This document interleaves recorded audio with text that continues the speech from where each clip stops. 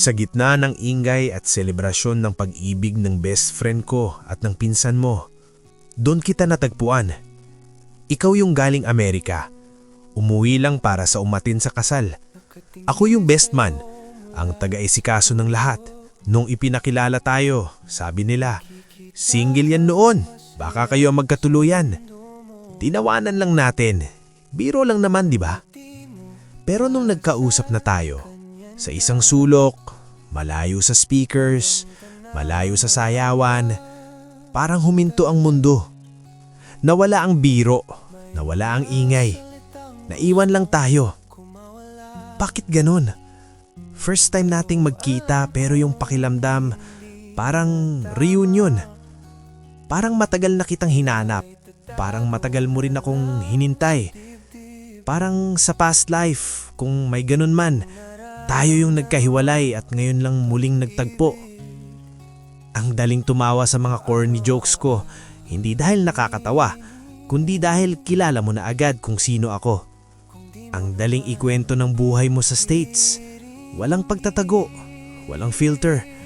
Parang matagal na nating pinag-uusapan to kahit ngayon lang nagsimula.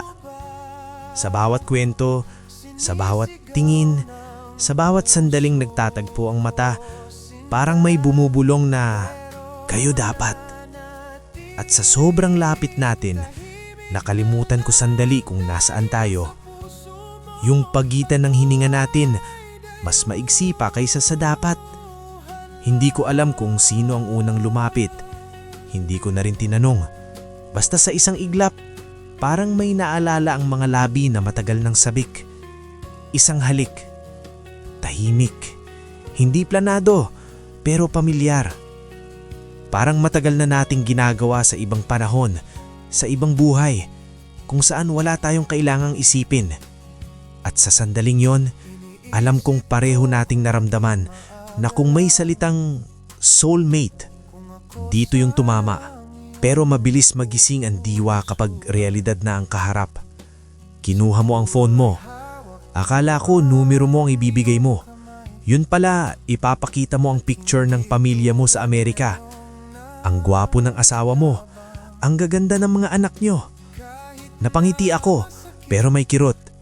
Kaya nilabas ko rin ang wallet ko. Pinakita ko ang misis ko na naghihintay sa bahay. Masaya kami, sabi mo. Masaya rin ako, sabi ko. Sabay tayong nagsinungaling. O baka totoo naman, pero alam nating pareho na sa sandaling ito may kulang. Nakakainggit sila, no? Nagsisimula pa lang ang happily ever after nila. Samantalang tayo, tapos na ang kwento bago pa man magsimula. Maling panahon, maling lugar, maling pagkakataon. Bukas, babalik ka na sa States. Babalik ka na sa buhay mo. At ako, uuwi na sa pamilya ko. Magiging Facebook friend na lang kita.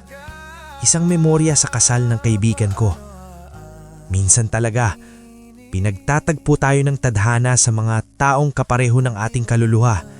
Hindi para makasama habang buhay, kundi lang para ipaalala na may mga bagay na hanggang sana na lang.